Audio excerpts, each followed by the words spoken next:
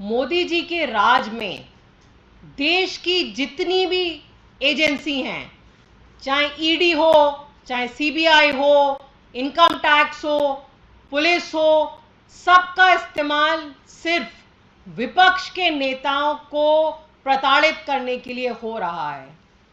ED का नाम तो बदल के इंटरटेनमेंट डिपार्टमेंट रख देना चाहिए।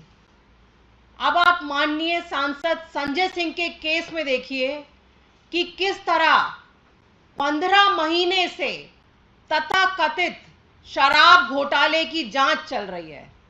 15 महीने से कई 100 जगह, 1000 जगह छापे मारे हैं, कितने लोगों से पूछताछ करी है, लेकिन एक बार भी संजय सिंह का नाम कहीं पे नहीं आया।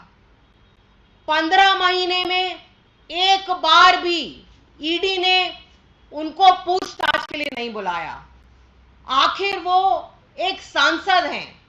अगर आपको सांसद से कुछ पूछना है, आप सम्मन भेजिए, बुलाइए उनको, सवाल पूछिए, जवाब वो देंगे।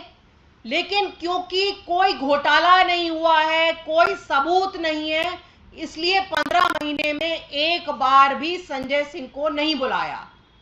उसके बाद उनके घर पे रेड हुई, पूरे दिन रेड चली।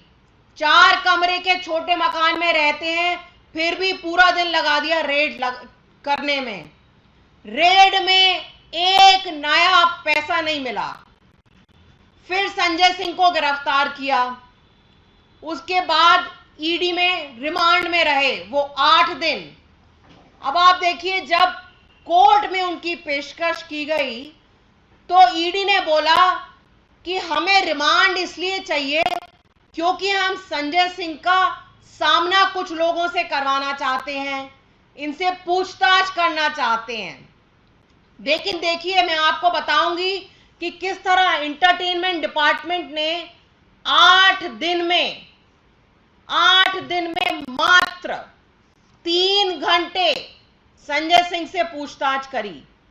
और पूछताछ भी तो देखिए किस तरह की पूछताछ। देश की सबसे खुफिया एजेंसी है भाई, इतनी बड़ी एजेंसी है तो स्वाभाविक है आप और मैं सोचेंगे कि कोई बहुत बढ़िया सवाल होंगे इनके पास, कोई सबूत होंगे इनके पास, इसलिए इन्होंने गिरफ्तार किया है। एक सांसद की गिरफ्तारी बहुत बड़ी बात होती है और इस देश में हर कोई ये सोचेगा कि गिरफ्तारी हुई है तो इसका मतलब कोई पुख्ता सबूत होगा। लेकिन मैं आपको बताऊंगी कि किस तरह 8 दिन में कैसे हास्यास्पद सवाल उनसे पूछे गए। आप भी सोचेंगे कि ये ईडी है या किसी तरह की कोई मनगढ़ंत कहानी चल रही है, किसी पिक्चर की स्टोरी लिखी जा रही है। उनसे सवाल पूछा गया कि आपने अपनी माताजी से 10,000 रुपए क्यों लिए। अरे भाई, माताजी हैं, उनके पास, संजय सिंह के पास कुछ खर्चा के लिए उनको जरूरत थी, माताजी से पैसे लिए। आपने अपने पिताजी से पैसे क्यों लिए। संजय सिंह ने एक बहुत बड़ा एक कैंपेन चलाया था। एक जानलेवा बीमारी होती है ऐसे में, उससे एक बच्चे को वो बीमारी हो गई थी, एक जेनेटिक बीमारी होती है, उसके लिए उन्होंने पूरे देश में कैंपेन चलाया था और उस बच्चे को उन्होंने भी कुछ दान दिया अपनी तरफ से। तो वो पूछा कि आपने एसएमए से ग्रसित उस कनव बेटे को दान क्यों दिया। इस तरह के सवाल तो ईडी ने संजय सिंह को 8 दिन रखकर पूछे। अगर यही सवाल आपको पूछने थे तो आप एक समन भेजते, संजय सिंह पेश हो जाते आपके सामने। बल्कि संजय सिंह ने तो आपको कितनी चिट्ठियां लिखी थी, क्योंकि संजय सिंह कह रहे थे कि मेरे पास अडानी भ्रष्टाचार के मामले में पुख्ता सबूत हैं। उन्होंने ईडी को कम से कम 15-20 चिट्ठियां लिखी कि मुझे मौका दीजिए, मैं आपसे मिलने आना चाहता हूं, आपको वो सबूत दिखाना चाहता हूं। वो तो खुद ईडी के पास जाना चाह रहे थे, उनको बुलाया तो नहीं, लेकिन बिना किसी सबूत के उनको गिरफ्तार कर लिया।